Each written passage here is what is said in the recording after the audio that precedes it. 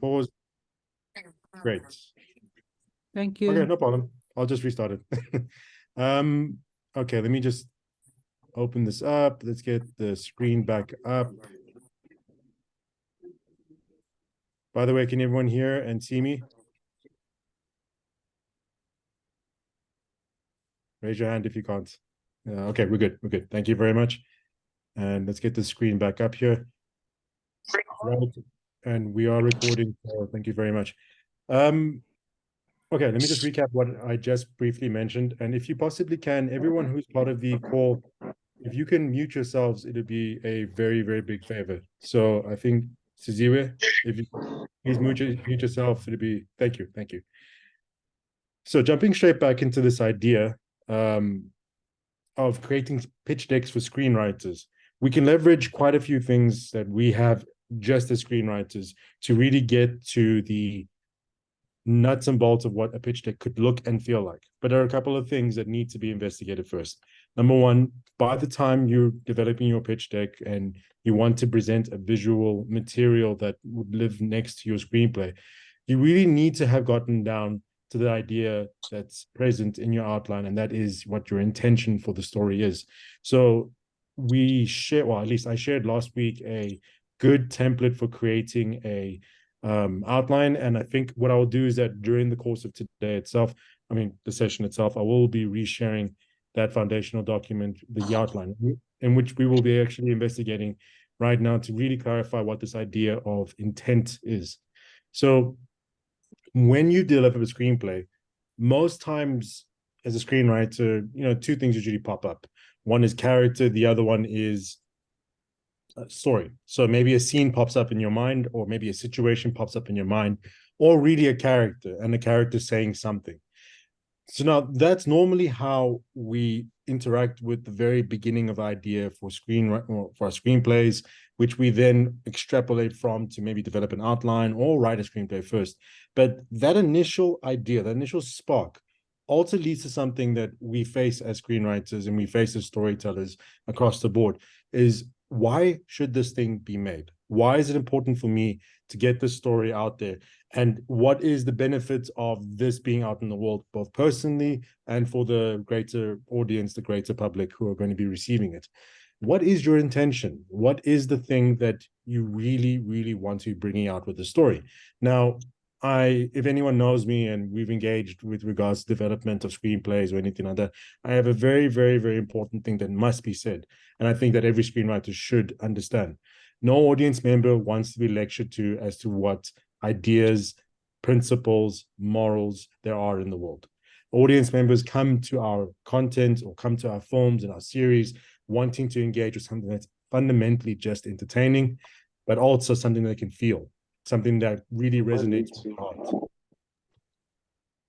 Sorry, Lungil, I'm just going to mute you for now. Really resonates with their hearts.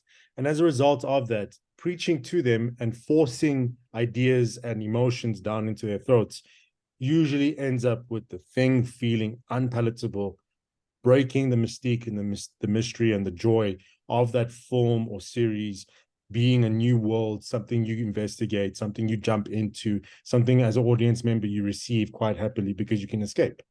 So intention and trying to educate your audience about something or expose them to a topic, really, that's something that should be invisible with your film and your series screenplay. But it shouldn't be invisible in terms of, your greater need for this thing to exist, your greater need for it to be made, and how you refer to it and talk about it when you are engaging with a producer or a financier. Really, that intention is the thing that they're leveraging when it comes time to financing you or it comes time to taking a chance on you. So intention is key. Intention, in fact, is probably the one thing that might end up with your story being made, even if your story is a little bit rough, maybe it hasn't satisfied all the things it needs to in what a big screenplay could be. But just your intention alone might be the thing that bonds you to the other human being who is going to be making a decision about whether or not to go forward with your story. And really, that's the thing that's going to influence how your pitch deck looks and how your pitch deck feels. Because the intention you have with your story can motivate quite greatly how that story is going to look and feel when it's made. and you can replicate that possibly with your pitch deck. And this is a gray area really for screenwriters, because how much of this conversation is supposed to happen with a director? Yes. With a director who's going to, hey, Emily, I'm going to have to mute you because I can hear the feedback on your side. But thanks for joining us. How much of this conversation really must be led by a director or a producer? Because the look and feel of a property is something that really does come down from the director. However, it's not to say as a screenwriter for your own self, and perhaps as a first line of engagement with a producer or a financier, that you can't have a say in what you think the story could look and feel like. So that's going to be the first half of what we deal with. The second half is going to be really going into this idea of film and series, and does the pitch deck look very different between the two, or are there some key markers, some key ingredients, some key pieces that you just need to pay attention to in either format that helps really get that pitch deck across the line and helps communicate this idea of a very singular 90-minute to 2-hour story versus a multiple episode and multiple character with multiple character arcs series that's stretching across several episodes.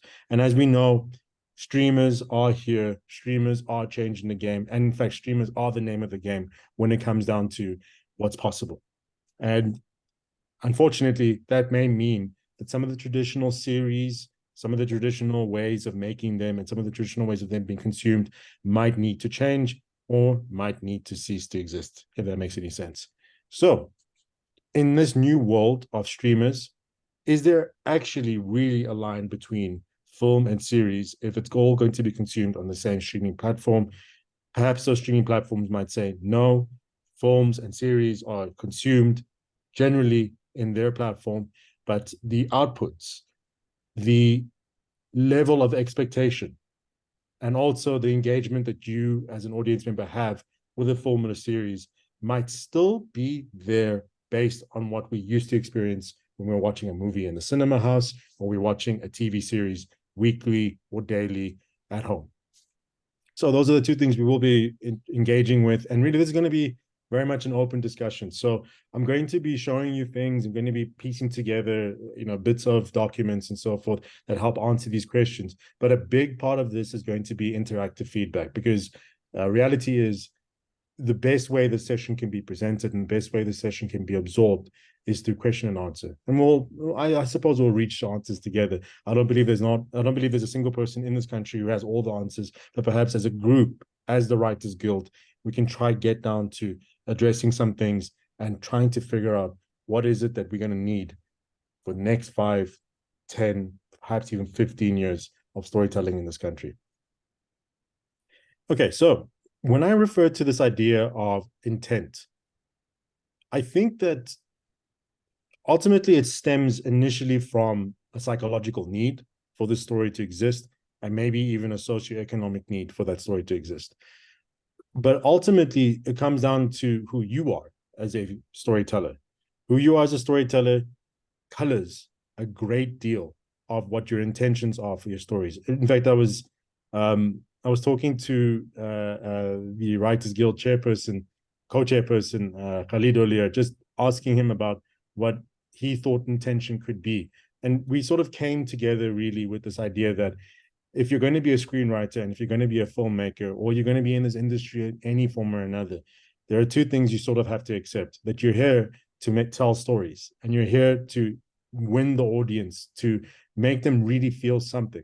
A lot of people who jump into this industry expecting there to be acclaim, expecting there to be the right word, I think, would be riches, and all of those things, find themselves quite quickly disillusioned with this entire world that we're in, because they are, two things happen. You quite quickly find out that money gets deferred when you're a screenwriter and you get paid in tranches. So that great amount of money might be coming through, might actually take a very long time to get you. But also that the nature of storytelling means that it's quite random and it's quite chancy.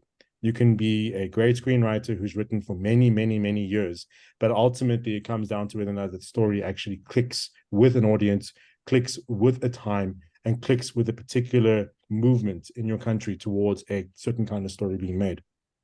But what it comes down to is, even with all of these random variables that come into place, your intention for your story should be pure. Your intention for your story should be something that ultimately leads in with this idea that you want the story to exist because it needs to exist. Whether or not that lines up with an audience, whether or not that lines up with the possibilities that a producer may be able to give to you, or the general concerns of a financier, is something, unfortunately, that we have to see as time goes by. But so long as your story remains pure, so long as the intention is there, you might find just reaching audiences you never thought would be possible. Okay. Once again, everyone, if you possibly can, please do mute your mic when you join into the call and enjoy the session. So I'm going to jump into a little document that I think we might just go in and study into detail before we get into how this could be extracted to make a pitch deck. So looking at a statement of intent, and really this is, it is something that you're going to have to discover. It is something that you're going to have to grapple with. No one writes a perfect statement of intent, or no one's able to investigate themselves quite cleanly, quite quickly, because you're talking about how your own psychology affects what you want to be doing in this industry. You have to be interrogating whether or not I'm here for the money or I'm here for the storytelling, because the storytelling outlasts the money, and it outlasts seasonal movements within storytelling within any given country. So I have sent this document out before, and really this document, this outline, all it comes down to is, in your intention, you need to be able to understand a couple of things, because, as screenwriters, we're somehow psychologists at the same time. We end up being psychologists for many people and psychologists for ourselves. In fact, some of us write to express really, really, really troublesome things in our lives and try to heal from them and present an entertaining narrative around those things. But at the end of the day, the storyteller needs to understand human needs, because we make stories for human beings. We don't make stories for computers yet. Hopefully never, but we don't make stories for computers. We make stories for other human beings.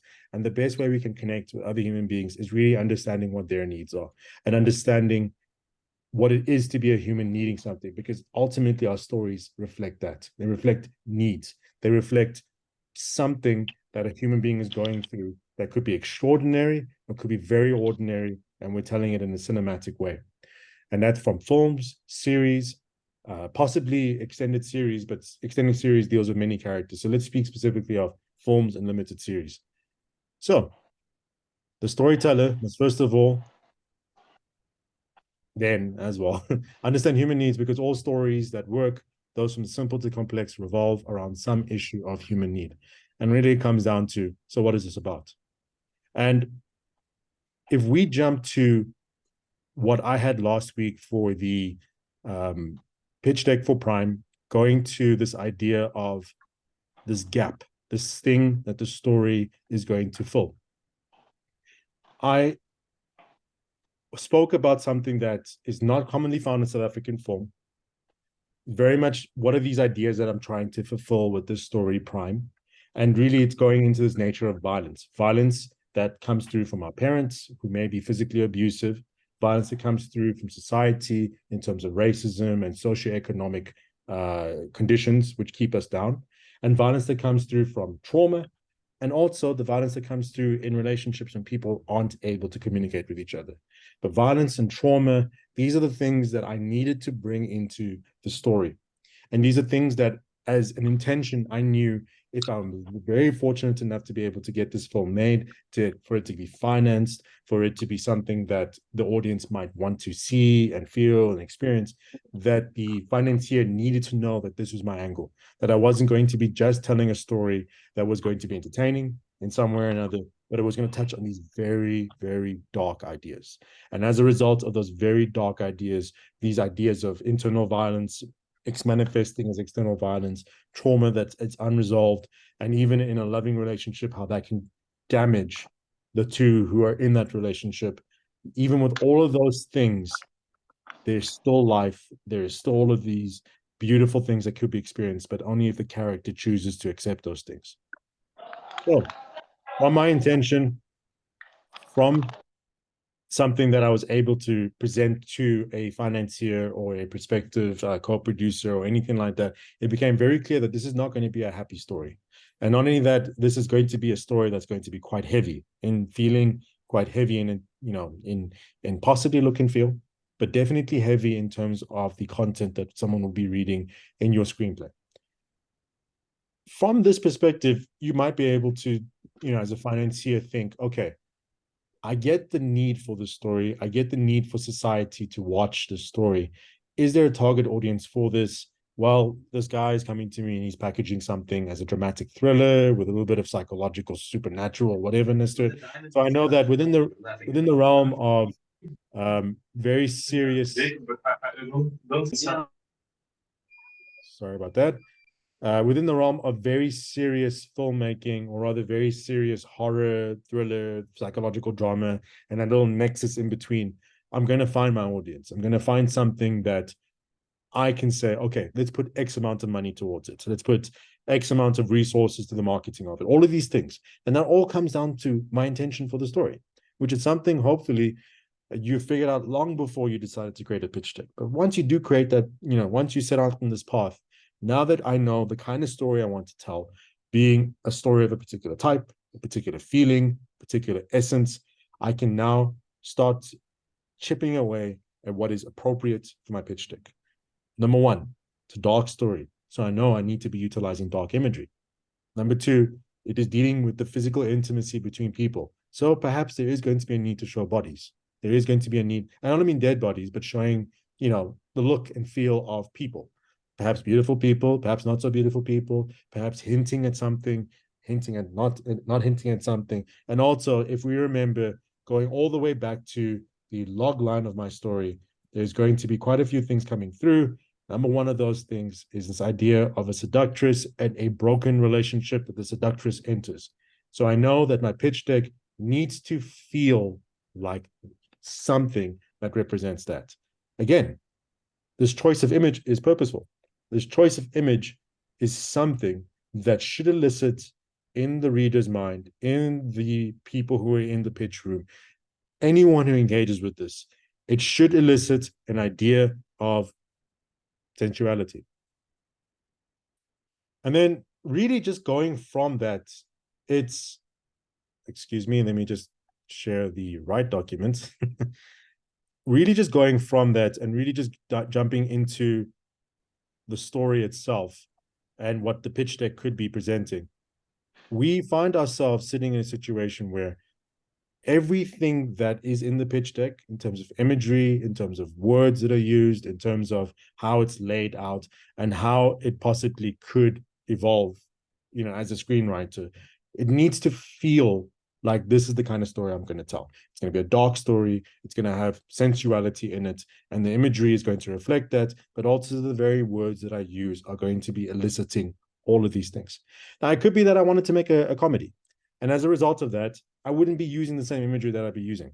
Or it could be that I wanted to create a film or a series that deals with action, or something that deals with sports, or maybe a combination of all of those things. So the imagery that I'd be using, the feeling of the screenplay, and remember, this is really just my particular style of templating. Your screenplays, I mean, your pitch decks are going to look however you want them to look, but they have to be clear, and you have to be able to read the text, and you have to have very appropriate imagery to the story you're trying to tell. Because if you don't keep to those ideas, if you don't keep to those things that are necessary and needed, you're going to find yourself having a pitch deck that doesn't speak to your screenplay and is ultimately going to confuse whoever is going to be engaging with your story. So Prime, for example, looks a certain way, feels a certain way. But if I had to be going towards another production, another story, excuse me, I'm just going to be muting whoever that is. Thank you. If I'm going to be going to another story, another thing of some kind or another, I know then that I can be utilizing a wholly different feeling, a wholly different sense of texture and a sense of imagery, and even just a sense of, okay, this is a different story. This is what I need for it. And I can still be using the same template. I can still be using the same ideas that are present in which you saw in Prime or last week and maybe even today. So I'm still going to be outlining executive summary, all of these things that are part of an outline needed for a pitch deck. But just by putting in different imagery, there's a different feeling. And just by putting in different imagery, we now get a sense of, okay, this is a completely different story. This is something that hopefully speaks to this idea of an aspirant soccer captain, someone who is, dealing with the pressure of being a soccer captain. And really, that is also something I speak about in my intent. So again, you've seen two different kinds of intents, two different kinds of why this film. Now, of course, as a filmmaker, I'm quite obsessed with character, with identity, with family, and with social trauma. So, and when I say social trauma, I mean, the greatest social ills that we have as a society in South Africa. So I skew towards films that are going to be dealing with some of these elements and really trying to tell real stories. So even though Prime and Offside are two completely different films, you can definitely see there are some linkages between them. Ideas of families that aren't whole together anymore, the child-headed households, the stigma against mental illness, for example, and the pressure on young boys to become successful men. And do they fail? And what happens when they fail? Are we providing enough support for them? And really, I wanted to touch on something that I didn't get an opportunity to do in Prime, and that was this idea of a showcasing really a positive single mother and her son relationship. That for me was something that I felt was something that could speak to the African and South African condition, but also something that could reflect something that I had personally experienced, but obviously in another form or another. But these are things that, because they were so personal to me and there were ideas and concepts that really were meeting a global, or even specifically, if we talk about South Africa, target audience, I knew that these were things that any producer listening to this would be able to understand and realize just how important it was for me to be able to maybe just in writing the screenplay, carry it over the line. So with regards to pitch decks, this language, this sense of feeling that this is an important project, all of it comes down to you interrogating yourself and asking yourself, what is my intention for this project? What am I trying to achieve? And if I'm trying to achieve something that speaks to a global audience and asking, our greater societal conditions, our greater internal conditions as individuals, and all of those things, I know I need a certain look and feel to my story. But with regards to entertaining big stories, big comedic or big entertaining, Netflix type stories where perhaps we're not necessarily focusing on very key dramatic issues, but we're looking towards entertaining an audience, entertaining subscribers, maybe if we want to look at it like that, or just entertaining people who are willing to come and pay money to jump into the cinema and watch something and escape for 90 minutes to 2 hours. We know that the pitch deck, ultimately the content of the pitch deck should be skewed towards entertainment. And even in your intention, because perhaps you are a filmmaker or a screenwriter who wants to make something that is very, very, very entertaining, number one, escapist in nature, number two, but also maybe in people escaping, you can give a little bit of something into their mouths that helps them walk away with this idea that perhaps they receive something wholesome. So with that in mind, we really then look at, what's possible.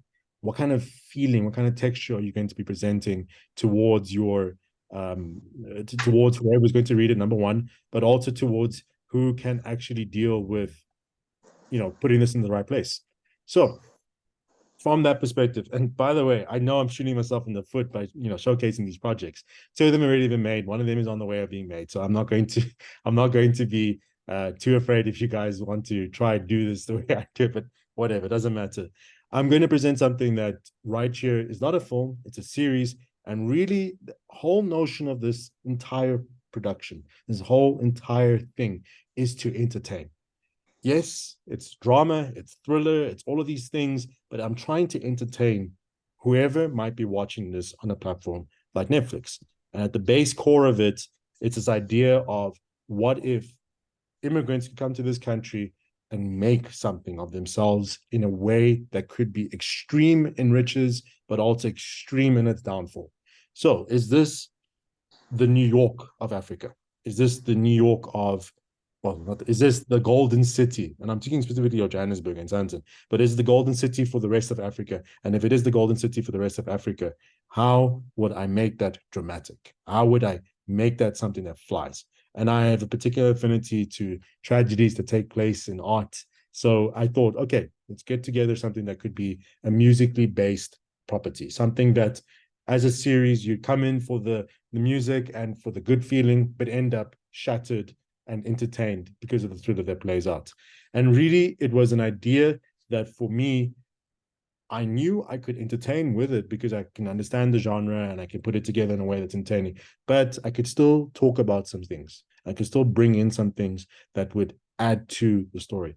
And really, it came down to this idea of the true cost of materialism and the ruthless desire to achieve its highest rewards, the destruction of families in their fight over inheritance, and really this idea that for me is entertaining, telling an epic and Pan-African story that deals with family, tragedy, and the cost of greed in African society. So, with that in mind, came up with this idea, Gold, and the look and feel of Gold feels rich. It feels like it's a different world. And it feels a lot like what Sandton could probably provide. And as you can see, look at all the imagery, look at the feeling of it, look at the characters, look at everything that's implied with the story. Everything that's here is meant to give you an idea of a rich, rich, rich series. But unlike what we currently see on our screens right now with regards to streaming platforms, I didn't want to tell a story which was so escapist that you couldn't ignore, I mean, that you could ignore certain realities to things. So, everyone who's part of this hopefully has never experienced this, but there is always going to be a fight over the inheritance of a loved one. I mean, the inheritance by a loved one when they pass. And for we know in our personal lives, there are whole families that have been shattered and destroyed as a result of it, especially when a large amount of money is in place. And I wanted to tell a story. Yes, you can have escapists because not everyone in this audience is going to be a very big, very huge hip hop music mogul making millions, if not close to a billion, on creating the music of South Africa and the rest of Africa. But I knew that if I kept this common idea, which every single person in South Africa has experienced, which is when a loved one passes away, there usually is a fight over the inheritance. If I kept that thing, if I kept that idea and I brought it into this world, I could have an access point for our target audience. I could have something that whoever is staying in whatever conditions they're living in, they could possibly relate. Now, I'm not saying that this is for everyone, but I did recognize that on a platform like Netflix or Amazon, whoever has access to streaming, whoever has access to being able to pay for a monthly subscription, they might understand these dilemmas. They might be in the same spaces where people they know had some kind of financing, and when they pass away, you have families fighting. So the look and feel of this as a story feels very different from something like Prime or Offside, and that's all entirely based on my intention for the story. I guess right now would be a great opportunity for us to talk about the key differences between films and series then. But before I do that, I'd like to open it up for questions. I see that someone had actually posted something in the chat. I think they tried to get my attention. But questions. Put up your hands, jump into the voice chat. Let's quickly talk about this idea of intention before we leave it.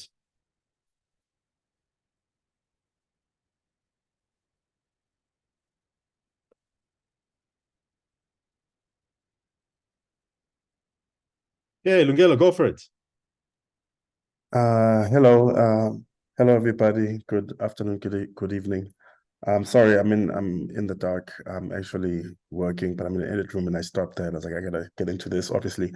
Number one, can I just thank you, Thabiso, for having this. It's very, very helpful. And I'm really, really caught up in the idea of intention and really knowing why do you so desperately need to have your story told. I was just wondering, the first document the statement of intent, are you able or willing to share that with us? I think you said you already had done that before, but like, can you talk more? So it seemed to me like, because I couldn't read all of it, but it seems to me like it really is about not just you having a burning desire to share a story, but really trying to plug in and identify when you're doing these pitch decks, or like which story do you want to tell, sort of you being able to plug into some kind of a current contemporary social issue or need or gap or void that, even if people aren't talking about it, but somehow you feel like is in the sort of the atmosphere or the zeitgeist of what South Africans or soccer players or people who are left-handed are really turned to talk about. So it's am I right in saying that it's not just about you having a burning desire, but you being able to understand there must be some desperate need or gap in contemporary, in the atmosphere, that you feel like this story might get this producer or these people to give me the money or to work with me to tell it. Oh, thank you very much for that. Actually, that's, 100% the idea, isn't it? I mean, the whole point of you wanting to make something is that it needs to live somewhere.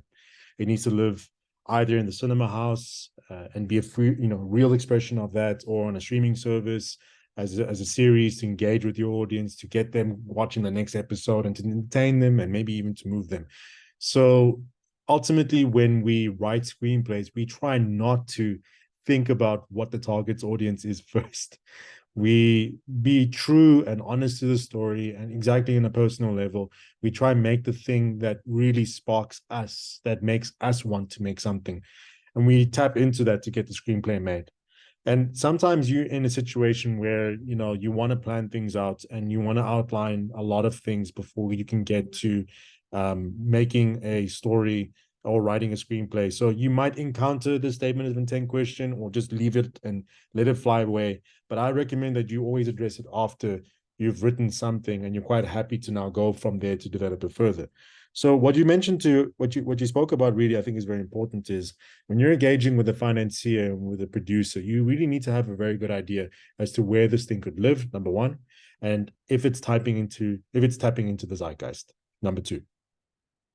And when I say the word zeitgeist, I mean it in the South African context, because really this pitch deck sessions and these pitch decks that we're going to be discussing and everything are catered towards us as South Africans pitching to South Africans who may be fronts for the international market, or are, your SABCs, your DSTVs, and so forth. So really, zeitgeist, dealing with social issues, it's a very unique South African thing, because we love talking about these things. And for some reason, we love showing them on our screens. In Sibaya, for example, reigned supreme on the telenovela side for quite a long time, because it felt like it was tapping into a little bit of a zeitgeist, this idea of taxi violence and what would taxi wars look like. Of course, it was sensationalized and was dramatized, but it was a very key social issue. And really, all of our series and our films tend to speak of something we're experiencing in our South Africa. How deeply we go into it, how shallowly we go into it, how far we're willing to push the idea, how far we're not willing to push the idea, that does come down to taste levels, no doubt. But whenever we, after having developed our screenplay, after having done something that we feel is authentic, when we're interrogating our intention, we should be asking ourselves, is this something that belongs on our South African screens? Now, it's a very difficult thing to do that, because I'm asking you to think like perhaps like a producer, or worse, to be highly critical of your own work. But if you've written a film or a series about a Nazi internment camp in the middle of Germany, where you find, all different kinds of people, surviving and trying to survive and so forth, is that going to appeal to a South African audience? I'm not too sure. And I'm not too sure that whoever's writing that and producing that is making that for a South African audience. So when you find the South African audience not engaging with it in a way that you believe they should, it's maybe coming down to the fact, are you giving them what they understand, number one? and what they feel motivated to engage with. Because that's also a big part of what we're trying to talk about when it comes to intention. If you're creating something that feels authentic to you, there's a high chance that it might be authentic to a fellow South African. But also, who you are, it might not be as South African as you would hope, and you're more influenced by Americans and Europeans and Asians and so forth to be able to create it. I mean, we all talk about how we love anime, how we love European cinema, how we love blockbusters. If we're trying to recreate that in South Africa, please don't expect all South Africans to engage with it in the way that you should want them to. But this idea of zeitgeist, and this idea of tapping into the vein, the bloodstream, the currents that are flowing in our country. If you are serious about screenwriting, and if you're serious about engaging with our country and trying to write something in general, whether you're a screenwriter, whether you're a novelist, or whether you're you're a playwright, you're always going to be saying something. You're always going to be saying something about South Africa in particular, if you want this to be a South African production. What are you trying to say? What is your point of view? What is your worldview? And when I say worldview, what is your worldview about South African politics? About the Magogo who has to go from Soweto all the way to Johannesburg and spends 2/3 of what she makes just to go from one place to another. What are you trying to say? What is your beliefs around that? Why would you try fight for a story about her? Why would you think it's important for the rest of the country to see it? What is in this country that is specific to this country, but in you speaking about it could be a global issue? You know, we know of the great film Parasite, which dealt a lot with social class issues. And that's Bong Joon-ho's, it's one of his hallmarks of his career. He wants to deal with social class issues. We understand social class issues in this country. So in your intent, in your thing, in your whatever your desire is to make this film or series, you should be able to speak about these things. Otherwise, why else are you committing so much time to developing something if it isn't a fair and true reflection of who you are and the environment you're in? Yes, you could probably make a sci-fi series that has nothing to do with South Africa. But are you then going to be pitching it to Showmax, DSTV, ETV? Are you going to be pitching it to these local houses? In fact, I would actually warn you and caution you that you might not be able to pitch it to Netflix or Amazon either, because they're so focused on trying to get local content. Even if it currently doesn't look like it right now, because they're utilizing all kinds of global ideas to present global stories with the African local face and so forth. Like we know with all the streaming stuff we've seen, they're still utilizing something that could be local, that could feel local. And the local filmmakers who are making those things are leveraging their own life experiences. So that's the level in which you should be delving into your intent. That's the level in which you should be delving into your story. It should come from our country, because how else are you making something if it's not speaking to the world around you? I think as a screenwriter, if you're not doing that, if you're not addressing that, number one, you're going to have a very, very tough time coming up with ideas, with stories, and committing to writing screenplays, and to keep doing it time and time again, even when it's difficult, when you have to work until 4 o'clock in the morning to get paid. That I would feel would be a very key thing that you need to interrogate and investigate yourself. And again, intent. It's very difficult to explore intent, but if you are true and honest with yourself, and you're true and honest with your feelings about your country, about your community, and all of these things, you might be able to mine stories that speak to the zeitgeist. And yes, reality is, if you're pitching to SABC, DSTV, even ETV, these are stories that need to be tapping into the zeitgeist, because who else are you making them for other than South African audiences? Yeah, I'm sorry, Lungelo. I went on a rant over there, but does that sort of answer your question? You can quickly jump back up again.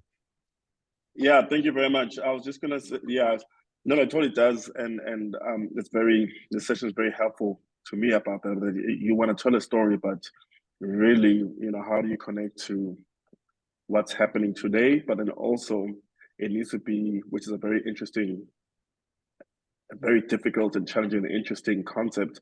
It needs to be local, but tell it in a universal way. No, you totally answered my question. Thank you. My only other thing was just if you don't mind emailing this essay about how to write a controlling idea. Yeah, I don't mind whatsoever. In fact, I've freely shared these documents in the chat in the Zoom sessions, but I do know that after the next week's session, the last session that we have, I will be, of course, sending out these documents, which ultimately you can find available online and compile for yourself and really get down into it. Um, you can really develop these things for yourself if you do. You spend a long time trying to figure out what story is and all of those things. But I do recognize that not everyone has the time to do that, especially if you're trying to survive. In our country, we're trying to survive. That's the point, isn't it? We're all just trying to survive. So I'm more than happy to be sharing that through. So look for it. You'll probably get it next week. But if you stick to this session, you will find it popping up right at the end of the session. And I do want you to have it, especially you, Lungelo, because I believe that every storyteller needs to grapple with this thing called outline. But the second you're able to do that in a way that's comfortable, a way that allows you to expose yourself and why you'd want to tell this particular story, the greater the chances you have of being able to take that and say it to a producer and say it to a financier and get you possibly financed. Okay, so I did see there was another hand that went up. Is that hand gone forever, or do you want to quickly jump back in before we jump into the difference between series and films pitch decks?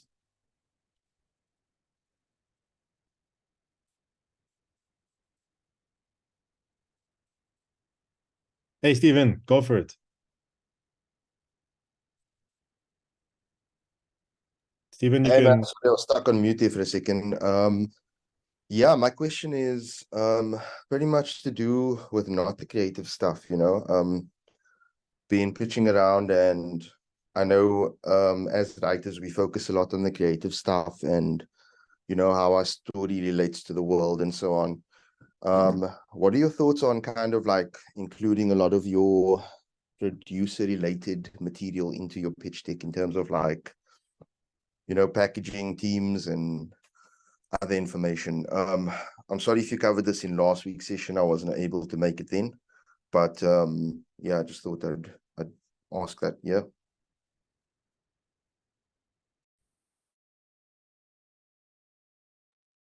Good question. I recognize that we're going to be going back and forth to some of the stuff that I covered last week, but just quickly to show you something, because you have asked the question, and I do want to show you something. And with the person involved being a part of the session as well, I hope they don't mind. But ultimately, we're dealing with a session that's talking about pitch decking for screenwriters. And I think that it's important for us to recognize that it's pitch decking for screenwriters. You doubling down on the roles and you fulfilling the role of a director and a producer on your project. If you are self-financing your project, or not self-financing, but you're seeking out to get financing for your project because you are a director and a producer, or a producer and as well as a screenwriter, then yes, you would want to include really things like the team, who you are, the unique relationship that you have as filmmakers, whether one of you is producing or both of you producing, etc., etc.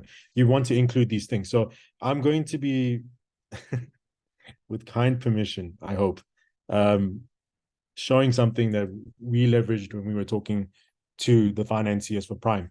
So Khalid El Jalati so graciously offered to be a part of this, making this film as a producer, being a writer director himself, and recognizing that we've both helped each other with producing each other's projects, but we really wanted to be able to treat cinema for cinema's sake. And really, as producers, we recognize that we would be bringing that forth. We recognize that we could do it for each other as well. So I was very fortunate to have Khalid come on board, leveraging his extensive experience, not only as a producer, but also a writer-director, to help me get this thing over the line. That's what we presented to the financiers. We presented this team, and actually it wasn't just one, it wasn't just the two of us. It was many, many different members of our team. But really, we wanted to present this idea that because we love cinema, because we want to make this movie, and because in particular, me as the writer director, I have the intention of telling something that feels true, that feels real. Because of that, we believe we can carry this thing over the line. And in the pitch deck, we put down this into the pitch deck. However, pitch deck for screenwriters, no, I do not recommend that you put down any information other than yourself and yourself presenting a story as a screenwriter. Why? Because producing information, things like budgets, schedule, and so forth, unless you are a producer yourself, you're only going to be giving what you think are estimates. And those estimates are the things that. Sorry, I'm just seeing that Valente is saying that I've lost audio. Can everyone hear me? Stephen, can you hear me? Yes, we're fine. I'm fine. I can hear you all the time. Yeah, I can hear you, man. Thanks. If you're going to be presenting that information in your pitch deck, if you look, number one, you can make a pitch deck for yourself as a screenwriter just to flesh out the look and feel of the world. Then maybe you can go back into your screenplay and rewrite things, you know? You can do that for yourself. And I think that's very important, especially if you're going to be utilizing the document and the screenplay and the outline and the one pager in your conversation with the producer, right? Maybe they will get a complete sense of the story and you're good to go. But if you're going to be presenting it to a financier, the estimates that you put into your pitch deck, the schedules, the budgets, and so forth, because you're trying to answer those things as a producer, those estimates are the things that which the project is going to be judged on right there and then. Not that they will go do the hard work for themselves to try to get the estimates done on their side, the budgeting and the scheduling done on their side. They're not going to do that. They're simply going to state what you've presented is what we're going to be judging this idea on right now. As a result, you only disadvantage yourself if you're putting estimates that you don't fully understand and can't back. And I know that pitch decks are something that's supposed to be developed in tandem with a producer. And if you have a producer or you are a producer and you can accurately stand by the values you put into your pitch deck, whether it's budget, schedule, or just in general, what actors you can get and so forth, if you can put that stuff down and you can stand by it and you're willing to be judged by that, great, go ahead. Otherwise, I wouldn't put that information there. I would leave that to a further discussion in person with their producer later down the line. If they love your idea, if they love you, they're more than willing to have that conversation if they want to come on board as well as a producer or as the financier. Okay. Is that, I hope that answers the question. Yeah, for sure, man. Thanks a lot. No worries. Okay, so let's quickly just jump into this idea of form and series and really what pitch decks for both of them should hopefully look like. So we have to also recognize the way in which the power relationship works in film and series before we can understand what's needed in a pitch deck for a film and a series.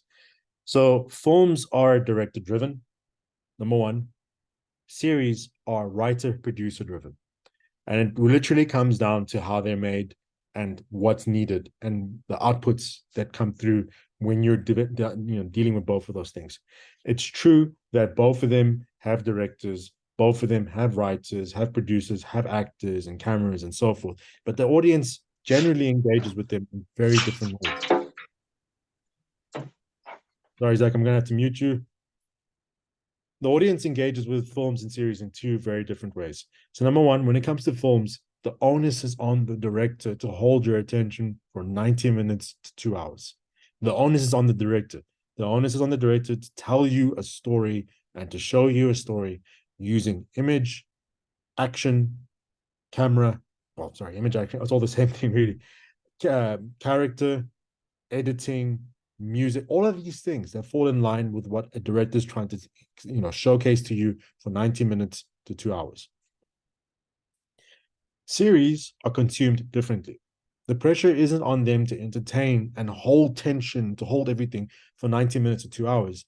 Generally, you find series evolving in episodic format of 45 minutes to 60 minutes. And I'm talking specifically of the series that are expected by your streaming formats. I'm not going to speak of DSTV's particular Mnet and Mzansi Magic and ETV's particular channels.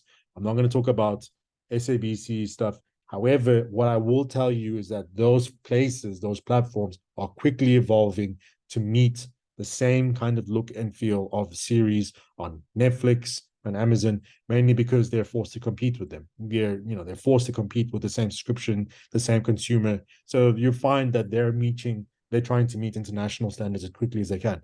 So what does a series look like in terms of how you're going to consume it? If we think of the Netflix model, for example, It's usually somewhere between 6 to 10 episodes, usually a sweet spot of eight episodes of runtime running from 45 minutes to 60 minutes, in which the audience is engaged not with the filmmaking particularly, but with the character and the character's journey over multiple episodes in perhaps one seasonal arc, one character arc, or several episodic arcs that are happening in one season.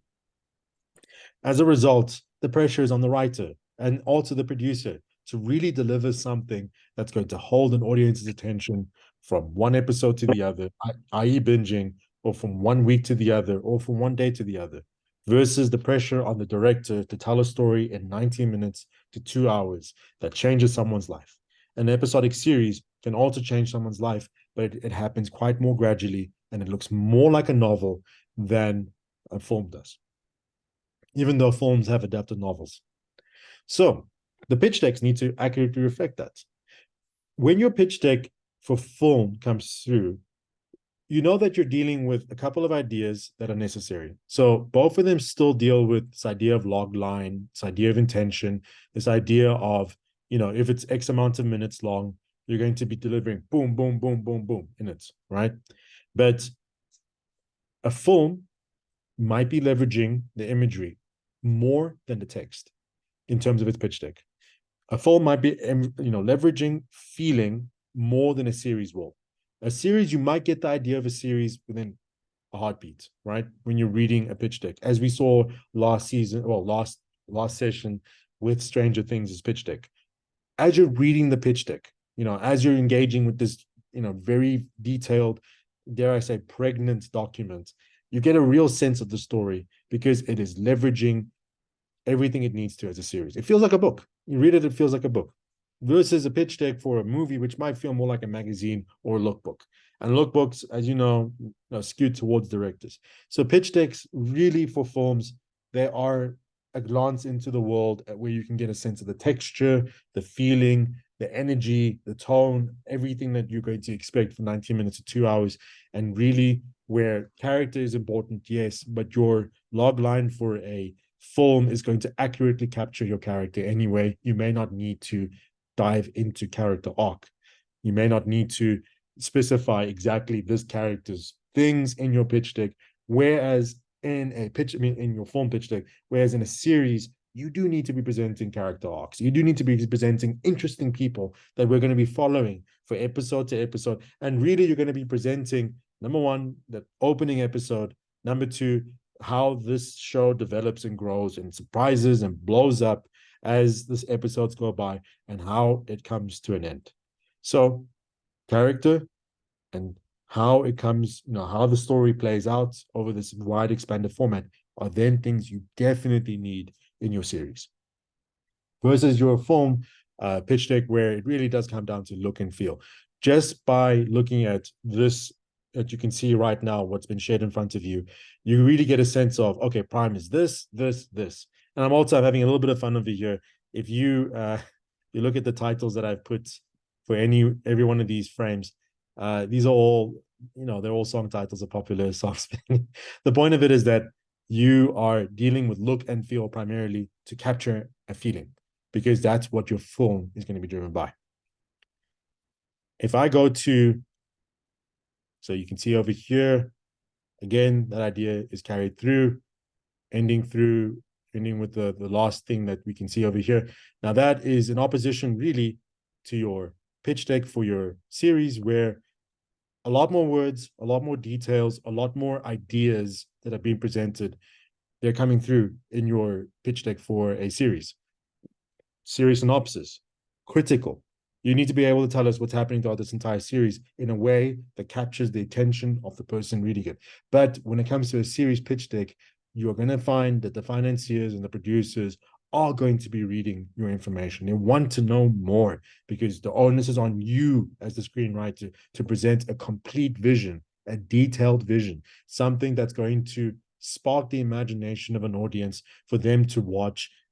Either it's going to be all 7 or 8 episodes in one go if you're binging like on Netflix or something, or you're going to be watching it week in, week out, day by day if needed. So there needs to be special stuff that comes through from the writer to be able to create a series. And again, the onus on series is on the writer. So your series pitch deck should be something special. Things like a character bio. I haven't specified character bios in my film pitch decks for my films because the character is inherently expressed in the log line, in the synopsis. I am inherently talking about that particular character and how we're going to see their life either go up or go down in 90 minutes to 2 hours. But when it comes to a series, the information you put over here are the things you're going to be mining for weeks on end to come up with storylines for every episode.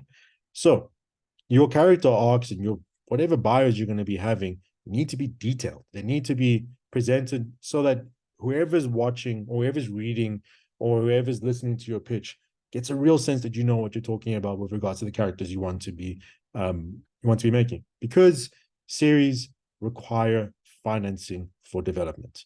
No one normally goes and makes 8 or 9 episodes of a series that they're going to write by themselves, because it's very difficult to try to do that. I mean, we're talking about what, 8 by 60 pages sometimes. That's 480 pages that you're going to be writing by yourself for a series. Some people can have, they have the stamina for doing that. But most of the time, whenever you're pitching for a series as a screenwriter or as a writer producer, you're pitching for financing for development.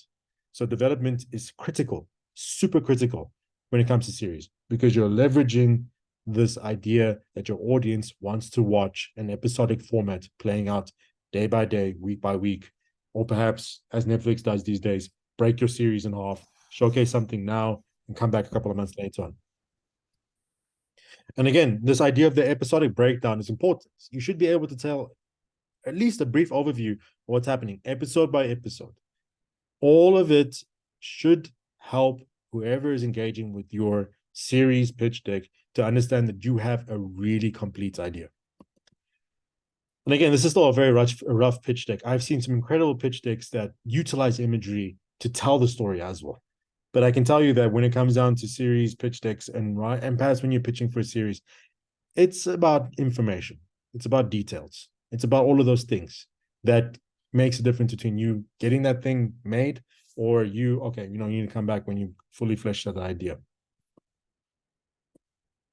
Now, again, your intention is used over here. Your intention is used to try say, okay, there's going to be this kind of imagery that I'm going to be using and so forth. But the onus really is on the information being presented. And I am speeding through this quite quickly because I don't want you to be reading anything. I just want you to get a sense of, okay, a lot of information is needed. And you will find actually when you're trying to, do your, programs, incubation hubs and so forth, they often ask for the same information. They often ask for a series synopsis, character arcs, episodic breakdown. What does your pilot episode look like? So you know that there's definitely something to be said about this, that, series and getting series made, especially with streamers, it tends to follow a formula as to what information is required. But that's in a nutshell. There really isn't anything more to it in terms of the difference between films and series. It's the same stuff. It's a synopsis and so forth. But with series, the onus is on you to present a lot more information with regards to character and with very explicitly how every episode looks and how one episode flows into the other, what the hook is of every episode. So you can imagine you're trying to present hook, because especially for streamers, it's a thing that's going to get them to the next episode. It's a thing, unfortunately, like cocaine, is very addictive for us. We want to know what happens in the next episode. And if you present your hooks, you present them in your episodic breakdown, and you present the possibility of hooks in your synopsis. If you present this and you show how episode, how it all flows together, and you show your character evolving, changing, not whatever, you really run a great chance of winning over your big streamers, because that's what they're looking for in every one of their stories. In fact, Netflix did have a pitch session thing where they went, I think they approached Stage 32 to host it, and they spoke about this. They spoke about all of these things that are required, but most important for them was hook. What hooks an audience in? Character, number one, if you're talking about series, but number two, what keeps them going episode by episode. Okay, that's that for now. I do want to open up again the platform for question and answers. So let's jump into it. Questions and answers. I do see some people may have actually posted something, apart from Valente, who unfortunately we lost.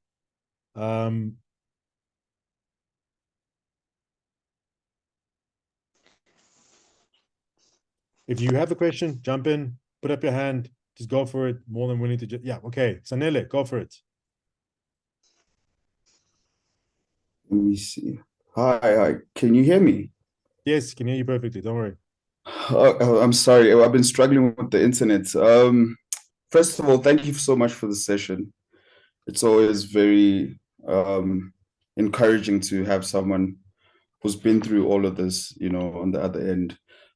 Personally, I've only worked in television in post-production capacity, and as a writer, director, I've worked on my own films, right?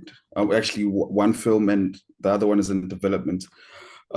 So my question is around those, specifically those two different models of television, or should I say formats, television versus film, with the intention of, with obviously with series is longer form, right? And features are features with cinema, right? Personally, would you, Thabiso, what would you say are the distinct funding models? What are the distinct differences in the different funding models between feature films and television? And what would you say was the most challenging part for you delving into those two different formats? Okay, so just so I understand correctly, you're asking two questions really, and I'm going to speak about them from a screenwriter's perspective. I'm not going to necessarily talk about from a producer's perspective, but from a screenwriting perspective, number one, creating content, I hate the word content, but unfortunately it's a word that Me too. I won't lie. Sometimes I've let it go. I've learned to let it go now, but it hits me because when you say content, it's too general. Like vlogs are content, and you know what I mean. I feel like the distinction is very important. But sorry, carry on. Well, I mean, with that in mind, we're talking about films and series, and we're really talking about what could be the future for South Africa in terms of financing and really who you're pitching to, which we will talk about again next week. But some of the challenges I think that I've experienced specifically from films, I've definitely been privy to pitches with series and things like that, and I'm really looking forward to making like a very unique kind of series, a limited series, something in the vein of like Squid Game or something, where really as a filmmaker, I'm bringing something across. But I can tell you that unfortunately in South Africa, the financing models for films and series haven't really changed, even with the advent of the streamers coming in. So when it comes down to financing a film, generally you find yourself in a position where you are either self-financing, you're doing it independently, i.e. indie, or you are finding the financing, utilizing government agencies, private financing, and so forth to get to your budget, which means that when you've made your film and you've sold it and you're distributing it across the entire place, I said I wasn't going to speak about producing, but unfortunately I have to mention it, where you have to really find yourself, the pieces of the pie going towards the people who invested in it. And something called waterfalls, where whoever invested in your film really does have right to getting a little piece of the profit that comes out of the sales and so forth afterwards. So films can either be that, or they can be independently made by yourself, independently financed. Maybe you're dealing with people who really believe in you, really believe in the story, and they just want to be a part of it, right? So maybe it's that. Or you have a commission, and it's becoming a thing now in South African filmmaking, I guess internationally, really, where commissioning. I'm sorry, I'm just going to have to jump into this. Can you still hear me? Yes, I'm still here. Can you hear me? Yeah, you can hear me still, right? You can hear me clearly. Okay, Yeah. perfect. Okay, so when it comes down to films and series in South Africa, you find that the streaming platforms are now starting to commission films as well. It's not quite like that. They're basically still licensing in some way or another. So you may need to find the financing in some way. But the streamers are now actually financing films. They're financing you as a filmmaker. They're financing the property that you want, with the idea that they own it as a result, right? Which is actually far closer to how series had been made in South Africa for the longest time, which was that you couldn't really make a series worth 50 million rand or 20 million rand because there was just nowhere you were going to be able to get the financing from the NFVF, whose priority is making films, and the DTI, whose priority is in, making films that can be locally licensed, internationally licensed to create trade as a result. So that's the DTI, and that's the NFVF. Their prerogatives are towards making films that are not owned by a streaming platform or owned by a television platform or anything. They're owned by the producer, which then can be exploited utilizing rights and licensing across the world. That's how trade is then developed, because you can use that money and continue making more things. Series, on the other hand, if something's commissioned by your streaming platform, your television platform, etc., they own it. So the biggest challenge that's come across is, number one, series is unfortunately, the majority of things that are made in South Africa. Our industry is really tooled towards creating series, and that's because it's the most mass market or mass employment thing we possibly have for our country. And if you know the policies of our government and the policies really for trying to address South African issues, it's all about mass employment and trying to employ as many people as possible.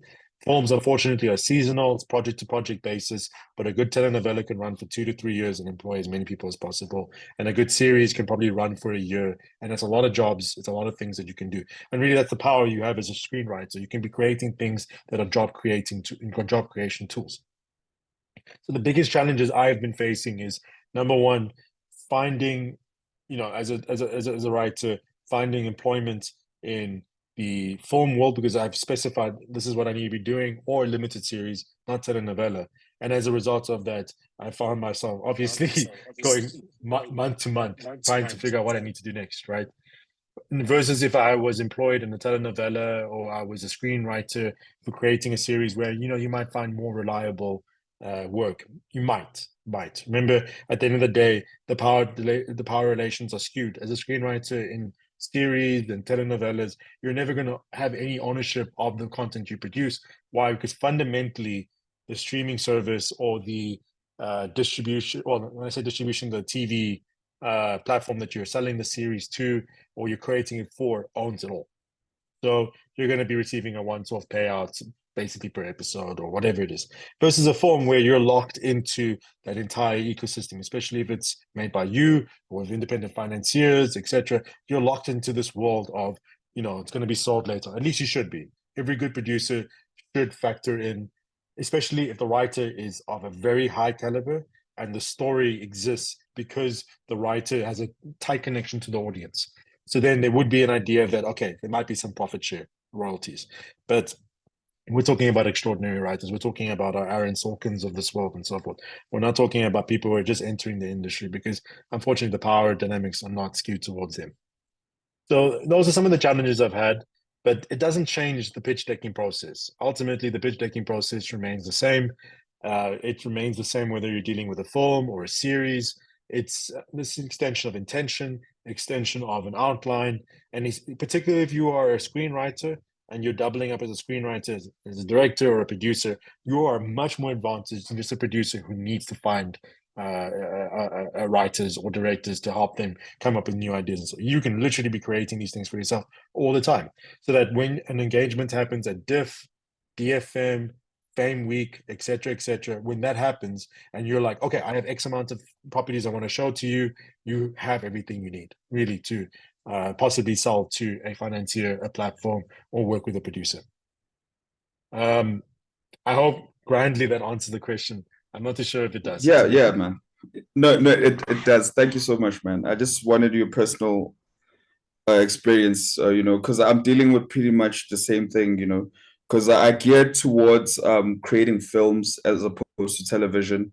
But in terms of now looking at my monthly finances, I've had to start developing a series, because that is a long-term solution in terms of making a living, because I got the funding for my first film 3 years ago, and I'm only developing my second feature film now, which is a documentary. And I'm thinking, like, if I had a series, I would have more, instead of the sporadic income, I'd have something more sustainable. But yeah, you did answer my question. Thank you. Okay, speaking actually about that, before we jump to Ayanda who has a hand up, let's speak specifically on something that I think is very important that you understand. Ultimately, series are commissioned, which means that working with a producer who normally is in touch with these platforms like your Netflixes and your SABCs and ETVs, they usually get told by them, okay, we need this, we need this, we need this, and that, and that, and that.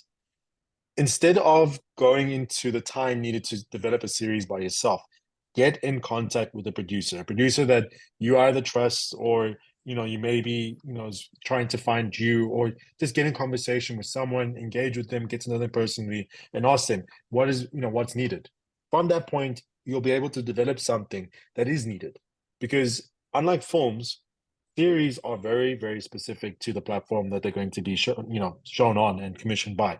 They're arms of their missions of business, of subscriber growth, and all of those things. Versus films, where if made right, can be sold anywhere around the world if you have a target audience that's global in that way. So before you set out on this path of developing a series by yourself without talking to a producer first, I would say, whoa, pump the brakes, speak to a producer first, see what's needed. See what's needed out in the series world, because you might find, or you might create something that speaks to the zeitgeist that I mentioned earlier. Because as much as we like to bemoan platforms and so forth, they do have a sense of what the zeitgeist could be for the South African audience.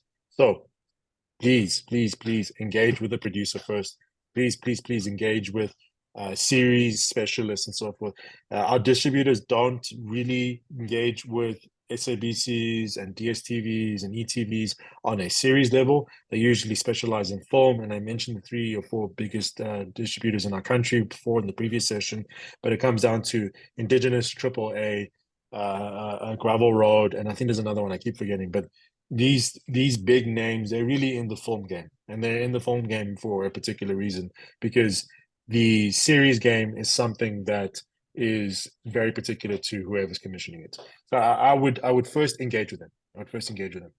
And I think Valenta actually had spoken about this. Maybe keep checking the various broadcasters' websites for call to action on series, because it's true. You might find that you can create this beautiful taxi war epic, right? But because it already exists on Mzansi Magic, ETV is not going to want to commission it, even though it's an amazing series and you believe that it needs to be made. Yeah. Cool. Thank you. So I'm going to do that. Thanks. No worries. Okay, 2 hands that went up. Ayanda, go for it. Okay, hi guys. So I have 3 questions. I'm gonna try to bundle them up in one thing.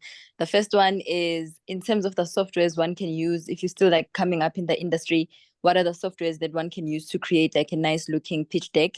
And then the second one is with regards to, in terms of the documents that one needs to have as a writer, the pitch deck falls where in relation to the script? Is it before or after, or it doesn't matter? How do you do it? And then the last question is with regards to building a relationship with producers. Like if you're still coming up, how do you position yourself to start having relationships with producers who can help you basically make it in the industry? And where are they? Okay, thank you very much for those questions. Actually, really, I think the really one question is, how do I get with a producer? How do I find a producer? How do I get a producer to believe in me specifically, and then we make things together? That's a question that I unfortunately, like we spoke about last week, doesn't necessarily have one nice answer, other than relationships, other than building relationships, other than getting to a place where you're meeting as many people as you possibly can, something like a film mart. So we're talking about DFM, we're talking about Fame Week, we're talking about MIP, if you're able to get to MIP Africa, which is now Fame Week. So it's actually the same thing. But we're talking about these things like the Indabas, where you find producers trying to meet with platform and also trying to meet with the people who possibly be creating things for them. Cold calling, going up to them and, with some stuff in hand, with a story in mind, something you developed, just meeting people. But the most important thing in terms of relationship with producer, and if we're talking about that explicitly, let's talk about that in this way. It's not a question of how they can help you, it's how you can help them. Every producer worth their salt has 15 or 20 writers trying to get hold of them each and every day. Now, that is a lot of people telling that producer that they need to make their story. What it comes down to is they've got priorities, they have a business case that they need to make for themselves and their employees. So they're only going to be leveraging the stories they know they can sell to whichever platform they're in touch with or whichever distributor they're in touch with. So they need things. They need particular things. They have things that they need to be outputting to be able to meet the demands of the people who are financing them as producers. So the conversation should always be when you're meeting a producer for the first time, or whether you're just engaging with financiers and so forth, how can I help you? How can I give you my talents as a screenwriter, my talents as a director, or even as a fellow producer? How can I give you my talents to enable you to achieve the projects you need to achieve? Because that conversation, in my personal experience, has always been a more beneficial conversation than going up to a producer and telling them they need to make my film. Why? Because I believe it.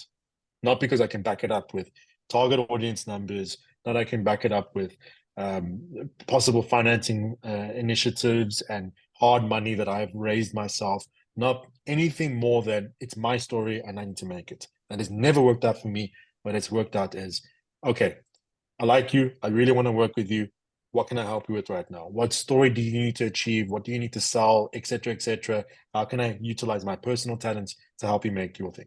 Because I found in my life, I'm speaking me specifically, that conversation leads to me providing my expertise to get them out of trouble on a project that they need someone to help them with.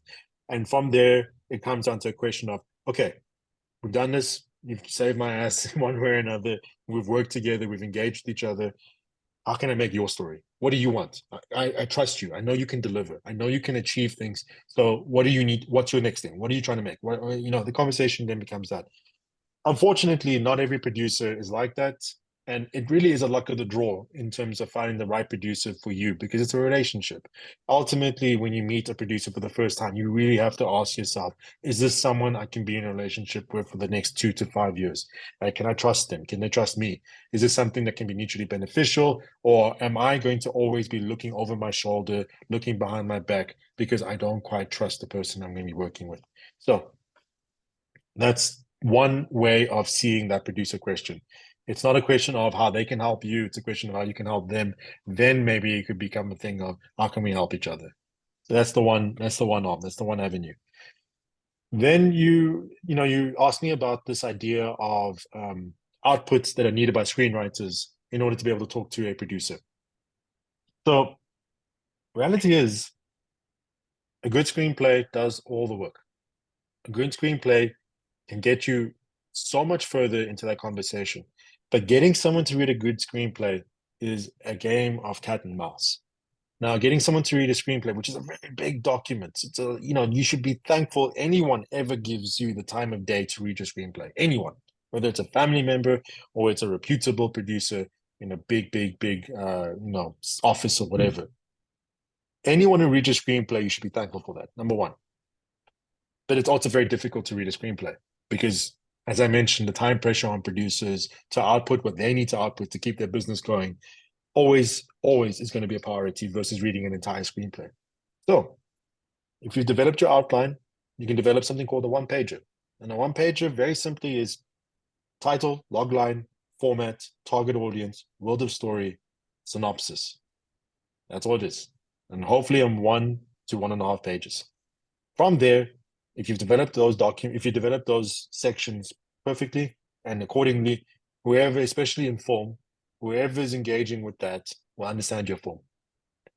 They will know if it's something they can sell, if it's something they can get financed, and it's something they can live with for the rest of their careers. That, in a nutshell, is how you gauge interest. This pitch decking process, everything that we're trying to deal with regards to creating a pitch deck, it's an additional thing to an outline and one pager and a screenplay. But I'd never, ever, ever recommend that you make a pitch deck as a screenwriter if you don't have a screenplay, or worse, if you don't have an outline. Because what are you creating a pitch deck from?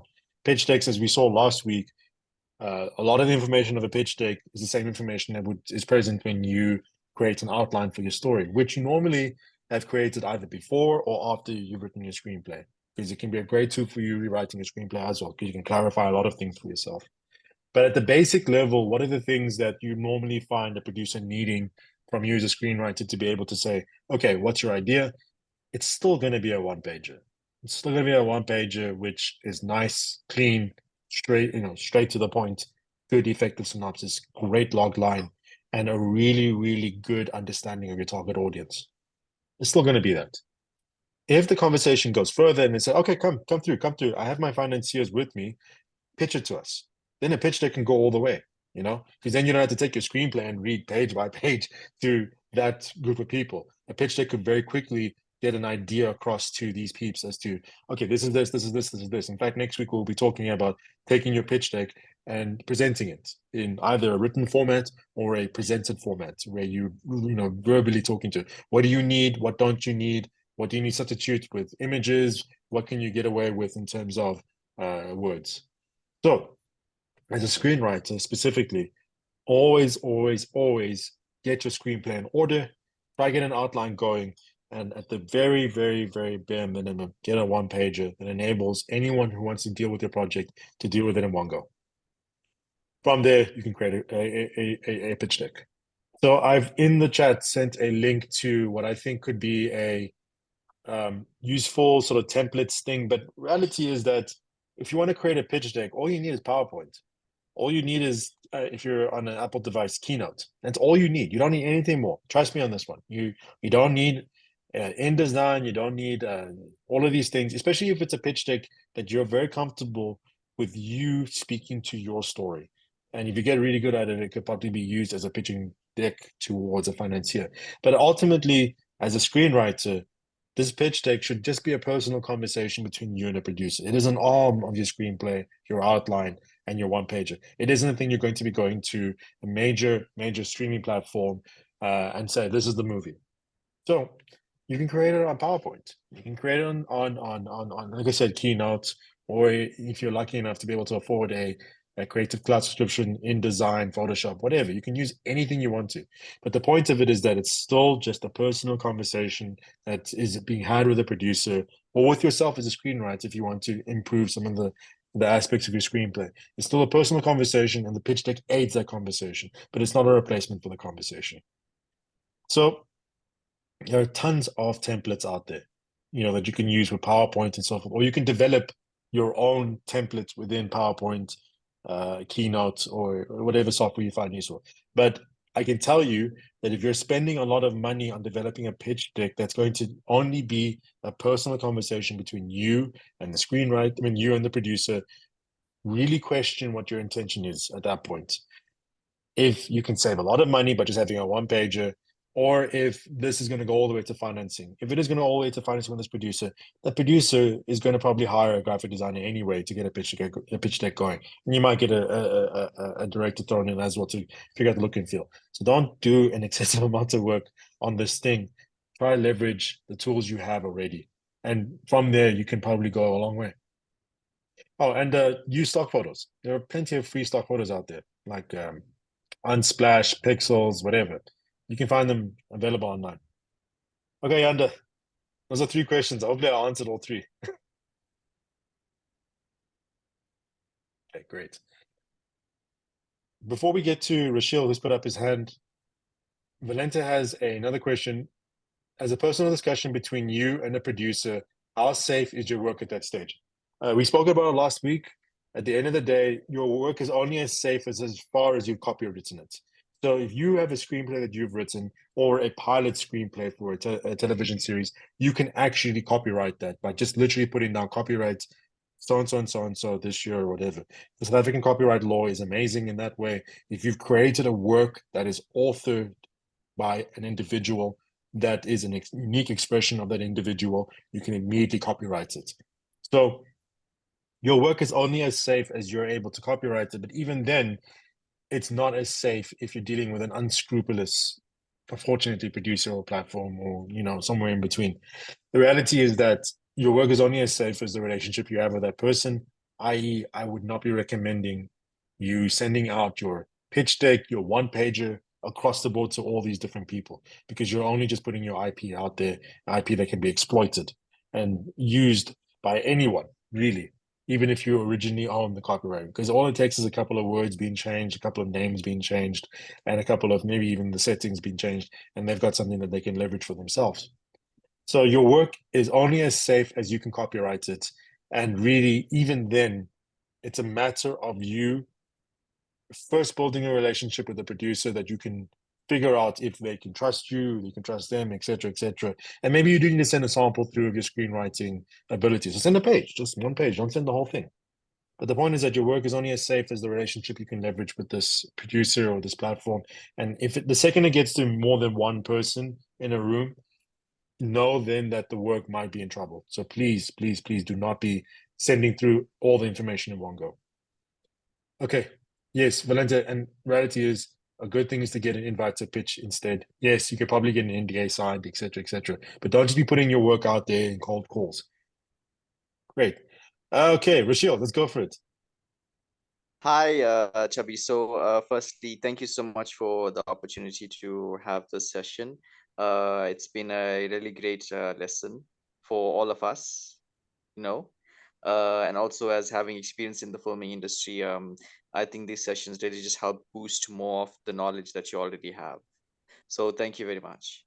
My question to you would be is, when does streaming platforms like Netflix, Showmax or Amazon Prime have pitching sessions? Like you just spoke about pitching sessions right now.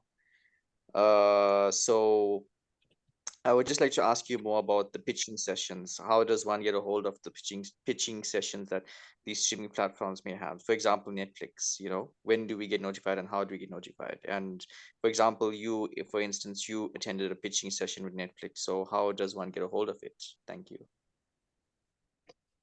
Okay, great. Before we jump into that question, I'm just going to ask Caroline, jump in with your question. Caroline, can you hear me? I hope I'm saying that name right. Caroline?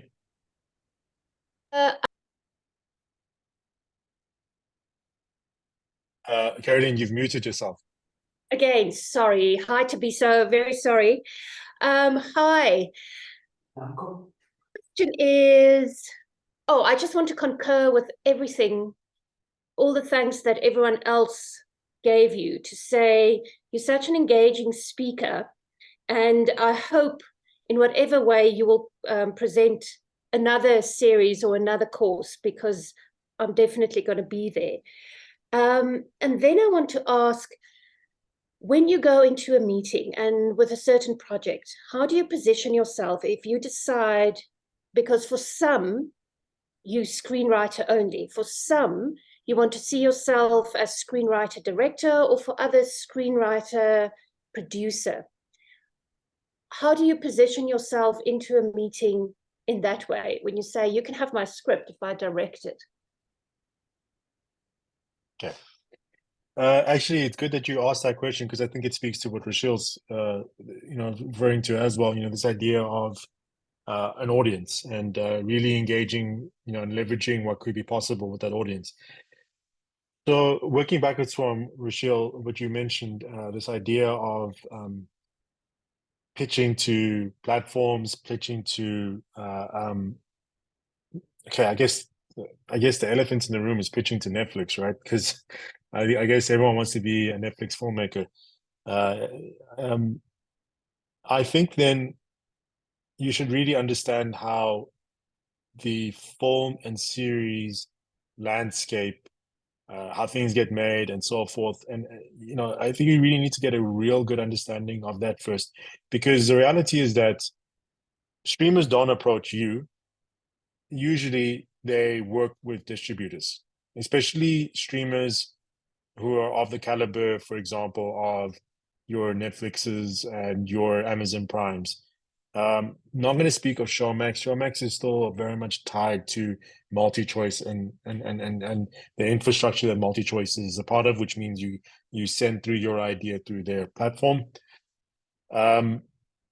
You as a filmmaker specifically are going to be leveraging a relationship with a distributor who then takes your ideas, develops it with you, and so forth. If they like your idea, if they like you as a filmmaker, and then on your behalf is going to be then going to Netflix and introducing that conversation, starting that conversation, at which point you'll be definitely a part of that conversation, and then you may have an opportunity to go in detail in your pitch or not. You know, maybe it's just a series of meetings, a series of conversations. So it's the distributor, especially if you're not participating in a big national program, which I was able to participate in, and myself and Khalid, who's the co-chair of the Writers Guild, I hope he puts up his hand and asks a question, but I know he's dealing with load shedding on his side, so he might not be able to.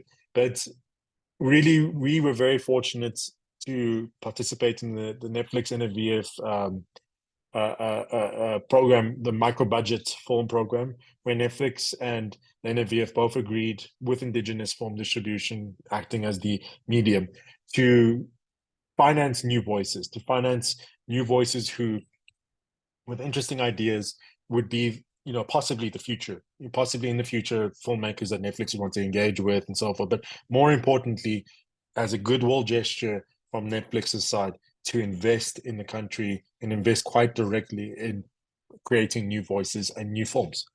So it wasn't a case that Netflix commissioned anything. I want to be quite clear about that, but they wanted to give goodwill financing and have a say in creating new films which would live on their platform for X amount of time, etc. But we're still very much in this idea of you're going to be making a film and you're going to be making a film independently. At the root of it, if you want to make a film in this country, in South Africa, and you are a screenwriter, you need a producer, unless you become a producer yourself. But becoming a producer is a whole other specialization. It is a whole other career. It is a whole other stack of things you need to be achieving in your experience in your lifetime to be able to, you know, be a producer, to output, to be creatively engaging with accounting, creatively engaging with scheduling and all of those things to create an efficient place for films to be made. And really your love needs to be that, because producing is an absolute nightmare. You also get paid lost on a project. So you are leveraging stress and anxiety and all of these amazing things that would ordinarily kill a human being. As a producer, you're leveraging and you're thriving off of it to be the person who's putting everything together and delivering on a project. As you can tell, many screenwriters hate being producers, because it is all about networking. It is all about accounting. It is all about project management. It is all of these things, and knowing when to hire and fire someone. It's all of these things. It's an incredibly intense job. And the people who are specialists at producing normally only produce because it is that much of an effort into it. And unfortunately, the conversation, and this is something that needs to be said here, especially in the Writers Guild, streaming platforms don't want to talk to you as a screenwriter. They want to talk to a producer, someone who's going to get a project made, who's going to get it over the line. So you present a unique value to your producers, yes, but you may not present a unique value to a streaming platform. So the conversation you're not going to be having. You're not going to be having a conversation with Netflix, with Amazon, and so forth. Not even with a distributor, really, because you need a producer. You need a producer who's going to get this thing carried over the line, who is leveraging so much experience and is ensuring that they commit themselves financially and, you know, time-wise to delivering on this project, and they're holding themselves to it legally as well. Screenwriters only hold themselves to delivering on a screenplay.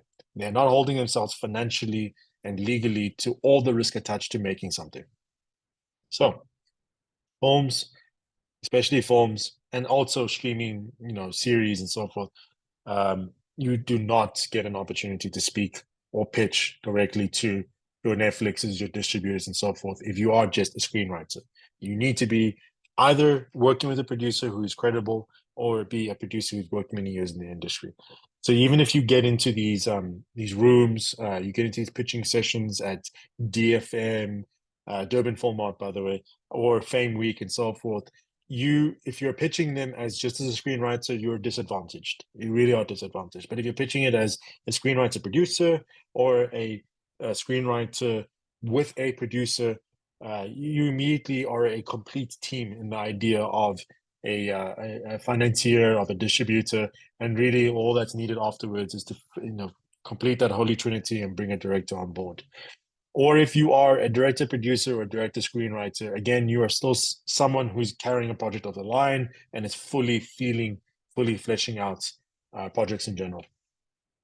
So the pitching platforms ultimately they're not catered towards hearing story ideas from screenwriters who then try to figure out how to present the story to a distributor, because distributors are caring primarily on target audience and how they can market something. And financiers are thinking about, okay, how much does it cost? When am I going to get my money back if I put X amount of investments? And worst of all, streaming platforms are thinking about all of those things at once. Not that getting the money back, but definitely how much is it going to cost and how long before we can get it. So the pitching platforms, if you are a producer, the basic ones, again, DFM, Fame Week, and if you're lucky to, working with a distributor, getting the conversation going, you can then maybe pitch directly to the streamers. So that's unfortunately the answer, and it's not a nice answer, but it's the reality of it, making films. Series looks it's much the same, but it's even worse. Simply, the platforms don't want to talk to you unless you're a producer. There's not even level of engagement as a screenwriter. It's producer.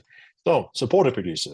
Get into a relationship with the producer. Get really down to understanding how you can benefit them. Or better yet, if you're a young screenwriter listening to this recording right now, or part of this session right now, find someone who wants to be a producer and is at the same experience level as you, and make things together, grow together, build a relationship together. Eventually, it might even be a situation where you start a company together, but make a relationship with that person. Start small, make things for free, or at least free for both of you, not free for one of you, right?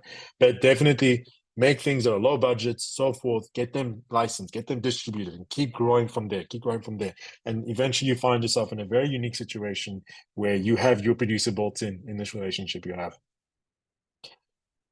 And then to speak to Caroline's question of, okay, so Rochelle, first of all, I hope that I've answered your question. It's not a nice answer, but it's the truth.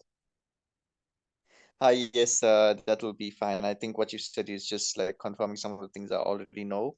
But thank you so much for the answer. Yes, indeed, the producer is definitely needed for the pitching session. It's not to say that your idea is not, it's not to say that you don't have such an extraordinary idea, such a deep conviction as a screenwriter, as a storyteller, and you're experienced enough that you can't go to these places and pitch anyway. I'm not saying that. I'm saying you definitely can do that, but you are disadvantaged if your story is, if it's not the most mind-blowing story that anyone has heard in that room, and someone needs to jump on top of it before someone else gets it. If it's not that, you're going to be setting yourself up for a very tough time trying to convince a group of people to finance this thing of yours. Okay, so jumping into Caroline's question about if you are dual rolling, so you are a writer, director. If you're a writer producer, the conversation is actually very easy then with your fellow producers, I suppose, or your distributors or your streaming platforms or whatever. It becomes a very, it's almost like, oh, okay, you can do it as well. You come up with the idea, great, you're the showrunner, so we'll just go with it. But if you're leveraging this conversation of taking your screenplay and maybe as you're creating a pitch deck because you secretly hope you want to be a director as well, and you want to leverage that and so forth, and you want to leverage this idea that the producer needs a screenplay, so you want to put up your hand and say, hey, I actually want to be a director on this project. And I'm going to speak specifically of director because that's my realm of experience. I don't produce for other people. Normally, if I'm going to produce something, I'm going to produce it for myself, or I'm going to work as a director on other projects. So let me speak of this directing thing. To be a director is a lifelong commitment. To be a director is something in which there's so much expertise and knowledge that needs to go into it. And you really need to be a very, very good producer in order to be a very great director, because you know the production, you know how production works, you know all elements of production, and you say, all right, enough of that. I'm just going to focus on being the creative vision behind any film. but you have to know how to be a producer. You have to know how to be an AD. You have to know all of these things, in addition to, wanting to tell a story with pictures and wanting to work with actors and everything. Because directors are ultimately the co-leads on set. So the producer is one lead behind the scenes, and the director is right up there with the actors, with the camera, with the lights, with everything, working with all of these talents, working with all of these HODs, and leveraging their unique craft skills and so forth to get the best out of them to meet the vision of the film. It's the same thing, actually, funny enough, as screenwriting, but instead of telling words telling stories with words, you're telling stories with sight, sound, fury, all of it arriving from the screenplay, of course. That's what you're being judged against when you come into that conversation. And it's literally coming down to that. It's not whether or not your story is the most needed story in the world. It's whether or not you can achieve that level as a director of, especially at a feature film. So, the producer will then ask you, okay, what have you directed before? If you've never directed anything before, especially if you're asking to make a feature film, the conversation is not in your favor.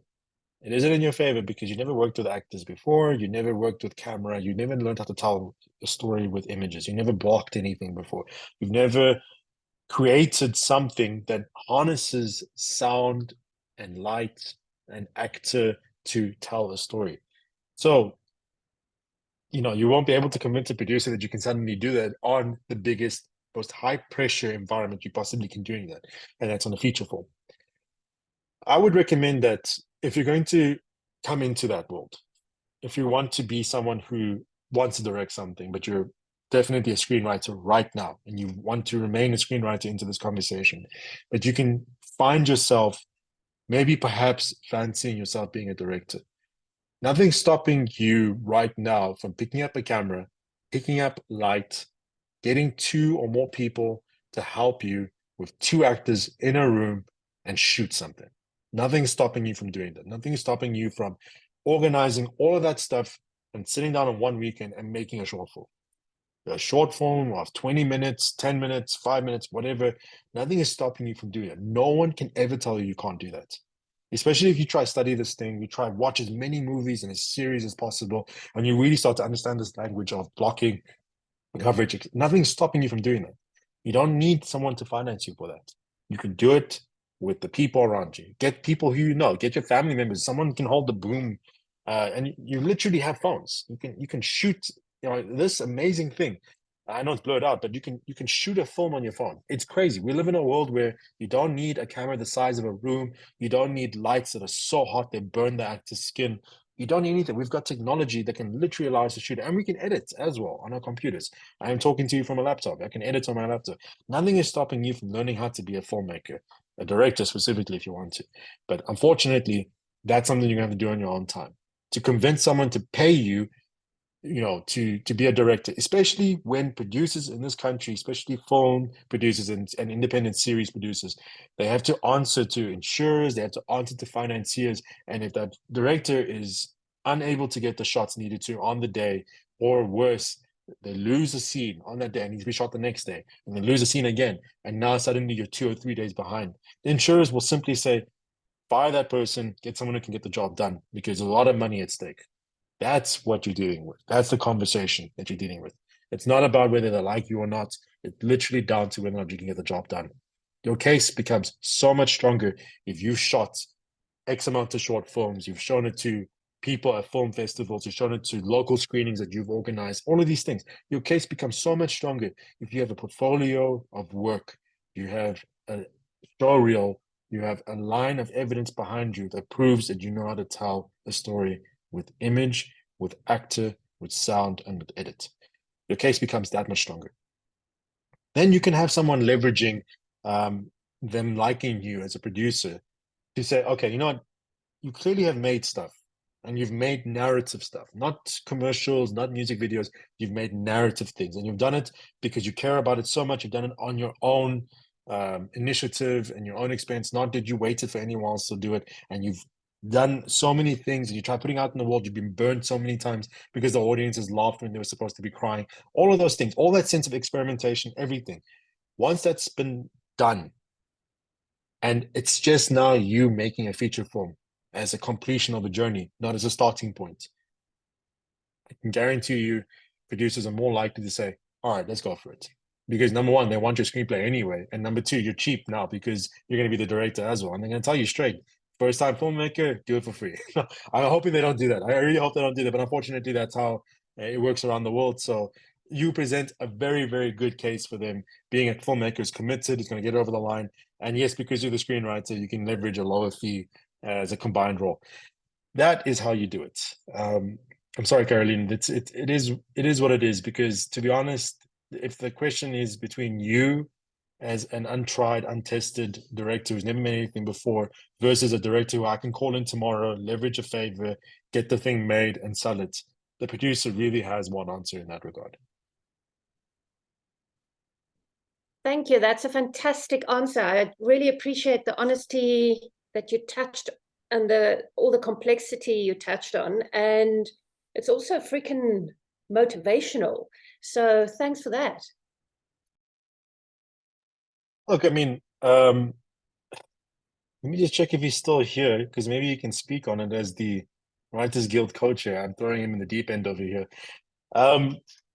Both Khalid and myself believe very deeply in cinema and believe very deeply in this idea that films can change lives.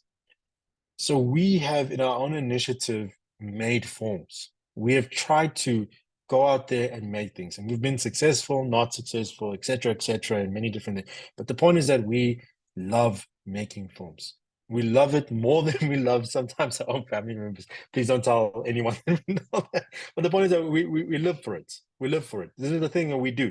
And it's gotten us through the dark times, and it's gotten us through, it's helped us achieve some great times as well. But the point is that we live for this. That's our intention. We want to make films. We want to make films that speak to people, that speak to us primarily as well, but also connect and really push the cinematic form, because at our core, we're still those kids who are sitting in front of the TV or the cinema on the floor watching something that blows their mind. That, I mean, I always think of it in terms of the first time I saw Star Wars in the cinema. It was with my dad. We went to watch A New Hope when it was re-released in 1997, I think, or 1998, before the new ones came out.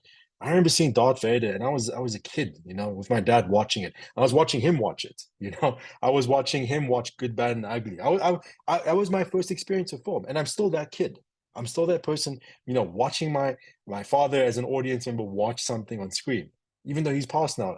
That's still the connection I have with it. That's how important it is. That's how key it is for us, for myself, and hopefully for Khalid as well. I'm going to let him speak for himself, to be honest. But that's our connection to it. So that's the thing that motivates any producer, any financier when they listen to us talk about this thing, because they can hear it, they can feel it, they know the love. That's why they took a chance on us. That's why they keep taking chances on us. And I think that, for me, is why I'm hosting these sessions, because as a filmmaker, we had to learn screenwriting. We had to learn screenwriting from very, very small all the way up to the top. You know, we had to literally read as many screenplays as possible, watch as many films from the 50s, the 60s, the 40s, all of these things, and just try to learn how to do it. Not because we had access to resources, because we can go to the interview and ask them for development funding, nothing, because we had to do it. You know, we had to write screenplays. We had to write screenplays in order to try and make them. And Khalid is an expert indie filmmaker. So he said, I have no money, but I want to make something. So here's a screenplay, let's go make it. And his films have been successful as a result of that. I unfortunately don't really necessarily have the stomach of doing things like that, but I try my best to get into that mind and that mindset. So that when it does come down to me having the financing to be able to pay people, I know how to make it cut. And you will ask anyone, we always make sure we pay the people we work with first and foremost. They need to be paid because they moved heaven and hell for us, and our films show that they moved heaven and hell for us. So it's from that default mode that we host these sessions, that we try to change the South African landscape, because film is going to be the name of the game in the future. Limited series, film, name of the game in the future. It's what the streamers want. You know, the only reason why Netflix is doing series in South Africa is because when they came to South Africa, unlike when they went to Nigeria, unlike when they went to Europe and the rest of Africa and Asia, they saw that we only make series and we take it seriously over here. We had at that point long since given up on films. So they said, okay, that's what you guys want, so we'll just keep making that. That's the whole reason why they keep making series. You go to any place in Europe, you go to Latin America, you go to Asia, you go to even Nigeria, like Nigeria. Nigeria is a big example. They make films. They continue to make films. They make some series here and there because Netflix likes series, but they make films because they know that their audiences in those places want films. And they know that they want very good limited series as a result. The whole reason why Squid Game blew up and is still today the most watched thing on Netflix ever made, it's because a filmmaker said, I want to make this thing that I can hold an audience attention episode by episode. Netflix even told him, this film idea you have, make it into series. We think that your audience will love watching an 8-part film, not just a series. And Squid Game has moved the entire world as a result. Now that's the power that's there. That's the potential that is there. Now, as a filmmaker, obviously I'm skewed towards film, but I know great series can change lives. And I really know that because we watch great series all the time. But as a director, I know that if we're going to get this thing right, we have a standard to meet. We have an international, highly competitive, global cinema that we have to meet in our films and our series. That's why we're hosting these programs, because I want every single filmmaker in this country to really respect and honor that. Because when it comes time for the SABC and DSTV to stop being the mass employers of filmmakers in our country, and we're really down to the mercy, unfortunately, of our streamers, we're competing against the Spanish, we're competing against the Koreans, we're competing against the French, the Latin Americans, the Americans themselves, and our fellow Nigerians for eyes on these platforms. So we got to get good. That's what it comes down to. But I hope that someone inspires you, Caroline, and I know that you are inspired in some way to go and make your own damn things. Go make them. Go literally take your camera, go shoot them. There are incredible films out there that are made with cameras by great filmmakers. Not cameras, phones. Just look up Tangerine, for example. Look up anything by Steven Soderbergh recently made. He makes movies by himself. In fact, he is the one-man filmmaking machine. He's very, very experienced, but he's literally shooting on his iPhone, and he's his own cinematographer, his own editor. If he could, he would be his own actor. He loves working with actors. He loves working with all of these things. So, but he's a complete filmmaker as a result.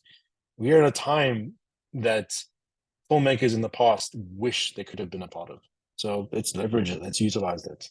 And from that, I hope we can make things. And I hope that we can make truly South African things, because if we get our audience to watch our stuff, if we serve them, if we honor them, we make it worth their time to buy a ticket.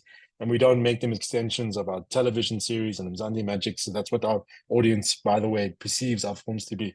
If we don't do that, we make things that are entertaining, that are cinematic, and really earn the respect of our audience for 90 minutes to 2 hours, or to 8 by 60 minutes week by week, we can go a long way. All right, Caroline, I know I went on a rant, but I hope you feel better. Loved it. Thank you. Awesome.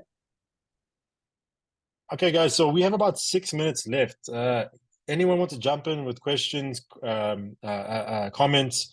If you want to jump in with maybe a few more questions as to the ideas why forms and series might be different in pitch deck. I hope I've explained it. Really, it comes down to how those things are made. Series are character and episodic, story dependent, versus films which are really mood, feeling, and character playing out in a particular space for 90 minutes to 2 hours. And as a result, the pitch decks need to capture those two things. And I think I have shared the documents again. So hopefully everyone has received it. Just put up your hand if you haven't, and we'll go from there. So Mahal, jump in. Can you hear me? Yes. Yes. So I wanted to ask you, I wanted to pick up your brain on adapted filmmaking, because I listen a lot to a lot of screenwriting podcasts, and they often talk a lot about how Hollywood right now is like not taking anything new. They're only taking adopted films, and they do extremely well. So I don't know how that is looking for South African films. Look at how Shaka Ilembe did well because it's adapted, and it's. So I want to hear your take on that and what you think with original concepts versus adopted filmmaking in terms of streamers. Yeah, I think I understand what you mean. This idea of adapting existing properties like novels, historical events, and things like that. Look, if you really want my honest opinion as to what is a great resource for a screenwriter in terms of podcasts, Script Notes. Script Notes is a podcast by Craig Mazin and John August, two reputable screenwriters who are continuing to make many, many great things as time has gone by. Craig Mazin made Chernobyl and The Last of Us, so he's for HBO, by the way. So he's like he knows what he's doing. He knows what he's doing. He's won Yeah. a lot of Emmys as a result. John August has made quite a lot of films as well. Some of them have been very award-winning, some of them critically acclaimed. So if you really want like a good podcast series to be following for specifically American Hollywood filmmaking from the screenwriter's perspective, that would be the place to find it. I will tell you that what applies in Hollywood doesn't always apply here in South Africa. So Shaka and Lembe, again, two things need to be taken into consideration. It's success metrics, right? Are they based on social media or are they based on actual number of people watching?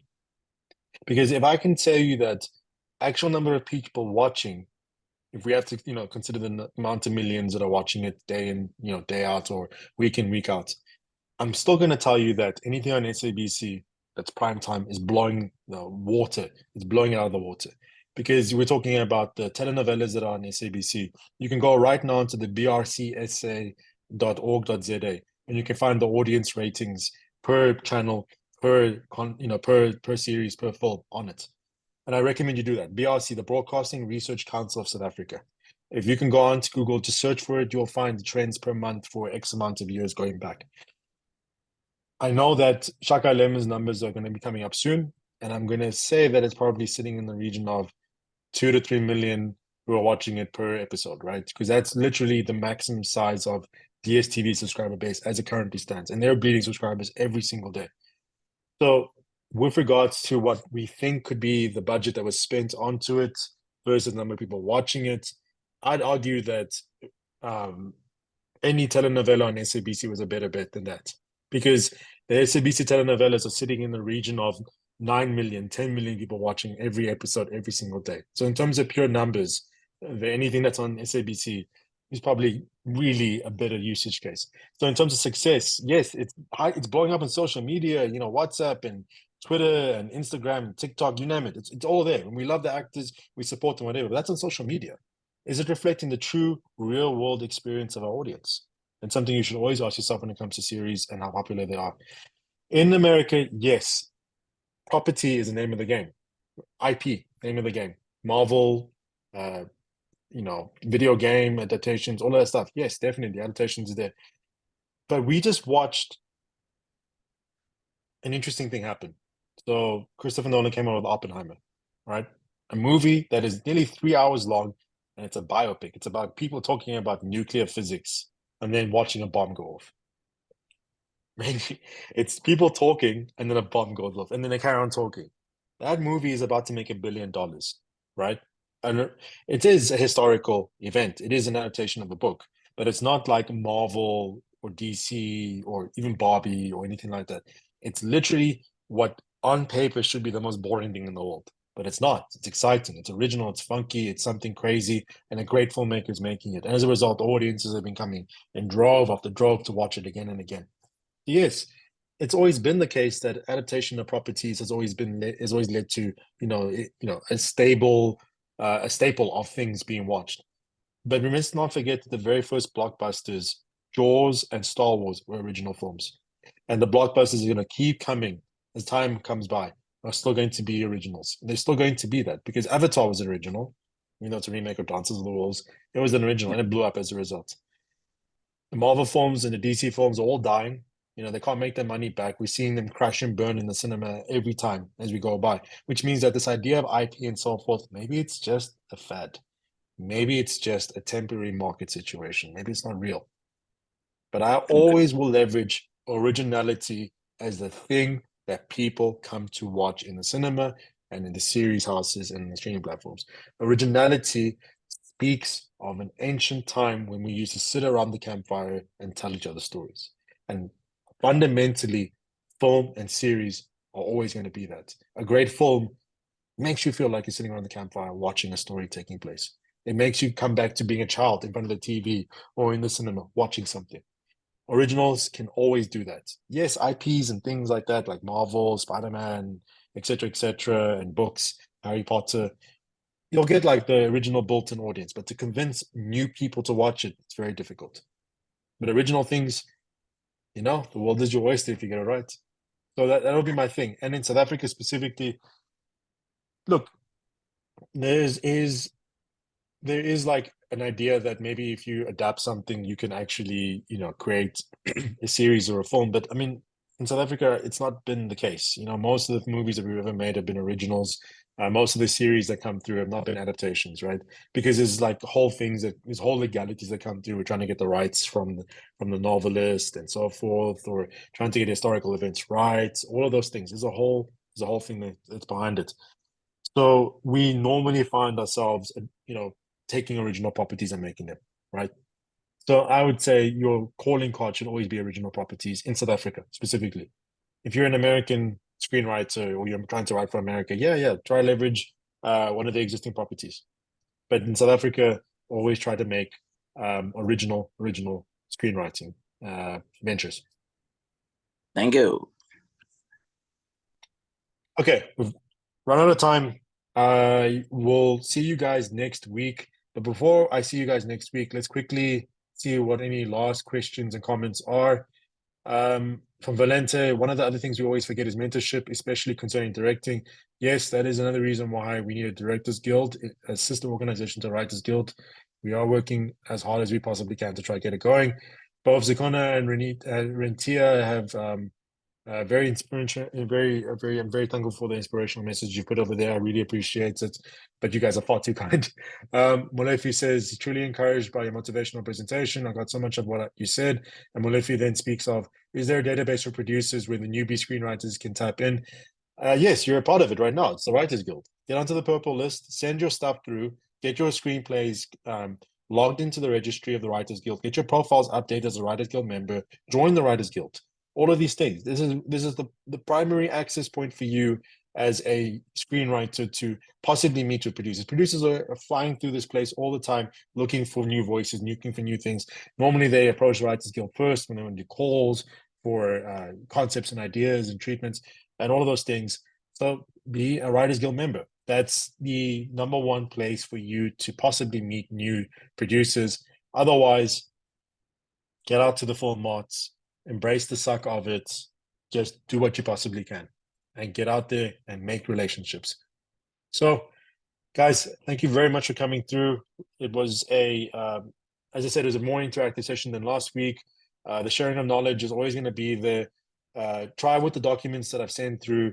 Just go through them. A lot of them are very self-explanatory. A lot of the ideas that are there, especially in the outline, are ideas that hopefully you're going to be able to utilize when it comes time for you making a pitch deck. And really, honestly, if you really want to make a pitch deck, just get PowerPoint open, get Keynote open, find templates online, at least how they look and feel. See how pictures and things can be brought together. Interrogate your intention for your story. And then from there, develop your pitch deck.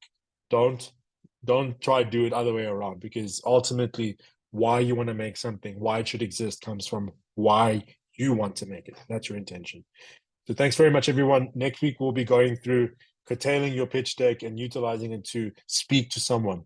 And I think from that perspective, your pitch decks might look and feel a certain way, or you might have less words, more images, or more words, less images, etc., etc. We'll go through that next week, and we'll figure out how we can, as screenwriters, use our pitch decks to present our stories to interested parties. But thanks again, everyone. Looking forward to the next session next week. I'm looking forward to everyone. I do see your comments. Inez, Valente, Sav, I appreciate you. Farah, Umpo, I really appreciate you guys. Inez, good seeing you again. I hope to hear from you guys next week. Everyone, have a great evening. Come back for the next session. Keep supporting the Writers Guild. You are Writers Guild members. The Writers Guild is only strong with you as a member.